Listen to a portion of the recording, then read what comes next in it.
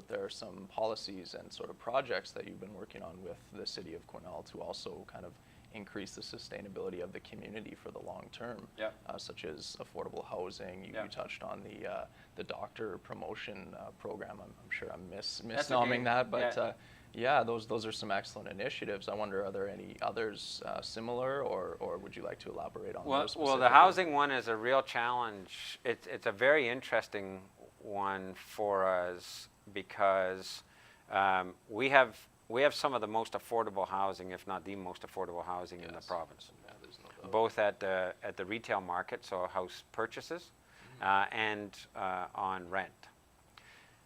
But when you actually look at the makeup of our citizens and our residents here, we have one of the highest percentages of our population that pays over 30% of their household income on housing. Really? So you have to, this is the deeper thinking that I keep sort of berating council a little bit. You can't stay at the surface, you got to dig a little bit deeper. So you have to ask the question, why? Why, if we have such affordable housing, why is it that we have such a large proportion of our population that still are over that benchmark, 30% of their household income going into housing? The reason is we have no middle economy. So we have the high income earners in the mills and West Fraser head office and the hospitals and the school districts. So we have those high income earners. And then we have the service economy that's serving that. We have nothing in the middle. So a large portion of our population are making minimum wage or slightly above minimum wage, and they're the ones that no matter how affordable your housing is, it's still pretty expensive relative to their income. Yeah. The other piece we have is we have a very old housing stock, so it's aged out. The main housing boom in our community was back in the 1980s. Many of the houses over on the west side, because of the West Quesnel land stability issue, haven't been invested in for a long time, haven't been renovated because we have restrictions on building over in that area. So that's a problem. And then the other piece on top of all of that is that we are predominantly single-family residential. So we have houses and lots. So you mix all that together, and what you've got is you've got a housing stock that's aged and needs investment. You've got a housing stock that doesn't meet the needs of today's generation, so seniors who want condos or townhouses or row houses, and professionals who, I always joke, young professionals don't want to work at work and then work at home. They want to be able to leave work and go get on their mountain bike or their ATV or get on the lake and fish or whatever. They don't want to go home and mow the lawn and shovel snow and so on. And we don't have that housing stock. And then overarching that, we have a big chunk of our population that doesn't make enough money no matter how affordable the housing is. So the way that we're addressing that is that we've created a bylaw to incent new investment in housing. So we don't charge what are called development cost charges, and that's the cost for a new development to tie into your sewer and water and road infrastructure. Okay. So if you come to us with the right kind of housing that's different than what we've got and meets our needs, we don't charge you that, and that's a pretty significant chunk of money. Absolutely. And that's for the west side and for North Quesnel as the targeted areas. We also will give 10-year tax forgiveness, so property tax forgiveness, again, if it's the right kind of development in our downtown core, and 5 years over in the west side. So that's a direct cash incentive to get the kind of housing that we need. And we're looking for affordable, accessible, adaptable housing, people with disabilities, seniors, low-income earners, et cetera, on our first pass. But we would like to get into market housing as well. So higher-end housing that people who can afford it but want to get out of the single-family residential situation into condominiums. The other piece we're doing is we need to enable secondary suites in all of the houses that we've got. So while a home may be affordable in Quesnel, a young couple is still going to struggle to get a mortgage to afford that house. And more what they're looking for is a legal secondary suite or a mortgage helper suite.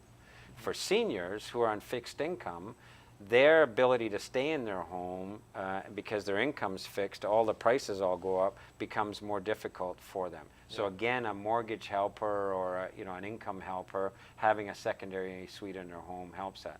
Quesnel doesn't enable secondary suites just now for a whole bunch of political reasons. Wow. So we need to move in that direction. Sure.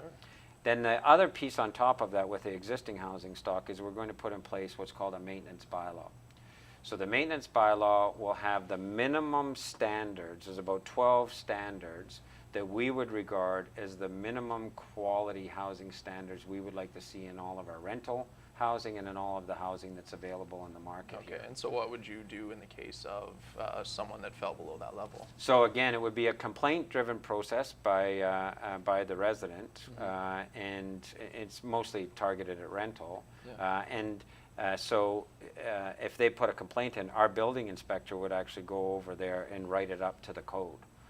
Now, for illegal suites, which we've got lots of, a person can get a certificate for that illegal suite. So they don't have to meet the legal standards for a legal suite. Okay. But if they meet our maintenance standard, then they can get what's called a non-conforming suite designation, which then helps them with their property values and so on. So it does a double duty for us. The main thing is we completely understand that for Quesnel to be truly sustainable, to attract and retain residents and investors in our community, we need a different housing stock. We need to improve the quality of the housing stock we have, and we need different housing options for people. And council has been very active in taking the lead on that. The previous housing strategy we had when I became mayor, it had just timed out. It had been developed 5 years before. There were a whole bunch of goals and objectives in it. None of them were met, because it took a dispersed leadership. So it was kind of, the community is going to do this. The new housing strategy we have, it says council is going to lead this. And so we're putting the tools in place. We're attracting the dollars. So we'll have, starting this summer, we'll break ground on 3 brand new multi-unit housing complexes in the city. This summer? This summer. There'll be about, just over 100 brand new units of housing available for seniors, people with disabilities, some transition housing as well. So it's been a great success story for us on that side. And I've started to get calls from developers who are now looking at the market side, because we do have affluent people here who would like to shift out of single-family residences into something different.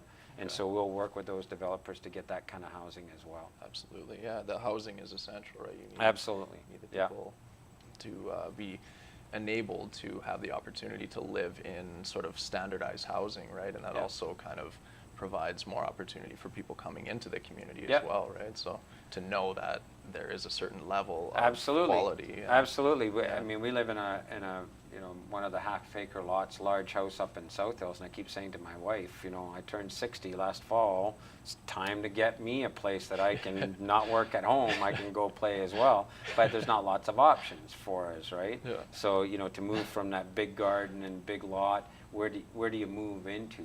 So you look at a small footprint house in North Quesnel or so on, but you still have all of the same things you need to do. I have a sailboat in Victoria. We like to go down there for 3, 4, 5 weeks if we can get away. You got to find a house sitter, so on. So at certain stages in your life, you just need to have a different. If you want to stay in Quesnel, it would be nice to have a condominium or a townhouse or someplace to call home here, and then have the freedom to do the kinds of things you want to. But this is still your home base.